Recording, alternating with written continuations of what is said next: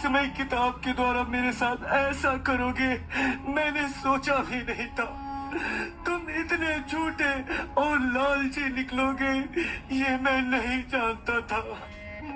हाँ, मैं झूठा और लालची दोनों हूँ, मगर ये पिताजी को कौन बताएगा? मैं बताऊंगा पिताजी को। बताओगे तब ना, जब तुम यहाँ से वापस जा सकोगे, क्योंकि यहाँ से तो केवल मैं अकेला ही जाऊंगा। यहाँ कोई तो होगा जो मेरी मदद कर सकेगा। बचाओ, कोई है? बचाओ मुझे, मेरी कोई मदद करो, बचाओ।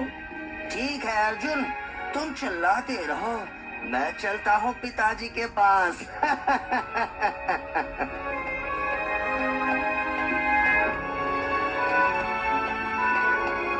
चंदनपुर नामक राज्य में राजा हर्षवीर नाम के राजा रहते थे।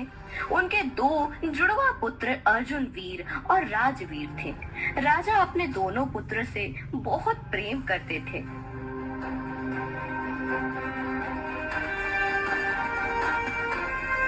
मंत्री जी, मुझे लगता है कि मुझे अपने दोनों पुत्र में से किसी एक को अब राजा बना देना चाहिए। जी महाराज, सही कहा आपने, लेकिन आप अपने दोनों जुड़वा पुत्र में से किसको राजा बनाएंगे? मंत्री जी, ये तो मैं भी नहीं जानता, परंतु मुझे ऐसा लगता है कि अर्जुन वीर से ज्यादा काबिल राजवीर है। अर्जुन वीर थोड़ा भावुक मिजाज का है, जबकि राजवीर उसके मुकाबले बुद्धिमान भी है। जी महाराज, आपकी बात सही है, मगर कभी कभी जैसा होता है वैसा दिखता नहीं, और जैसा दिखता है वैसा होता नहीं है। मतलब मंत्री जी, आप क्या कहना चाहते हैं? कुछ नहीं महाराज, आप काफी समझदार हैं, आपको कुछ समझाने की जरूरत नहीं। आप जो भी फैसला करेंगे वो बेहतर ही होगा। मंत्री जी, मैं चाहता हूँ कि आप पूरे राज्य के दौरे पर चले जाएं और वहाँ की परिस्थिति मुझे आकर बताएं। ठीक है महाराज, जैसी आपकी आज्ञा।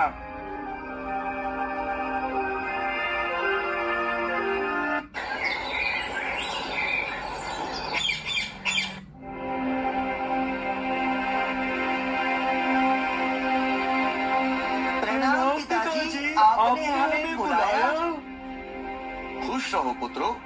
हाँ, मैंने तुम दोनों को यहाँ किसी खास उद्देश्य से बुलाया है। जी पिताजी, बताइए। पुत्रो, जैसा कि तुम दोनों जानते हो, अब मेरी उम्र काफी ज्यादा हो चुकी है। अब मैं चाहता हूँ कि तुम दोनों में से किसी एक को मैं राजा बना दूं। जी पिताजी, बताइए, इसके लिए मुझे क्या करना होगा? राजवीर, सिर्फ तुम्हें नहीं, अर्जुन वीर को भी काबिलियत दिखाने का मौका दिया जाएगा। लेकिन पिताजी, मेरा इसमें क्या काम?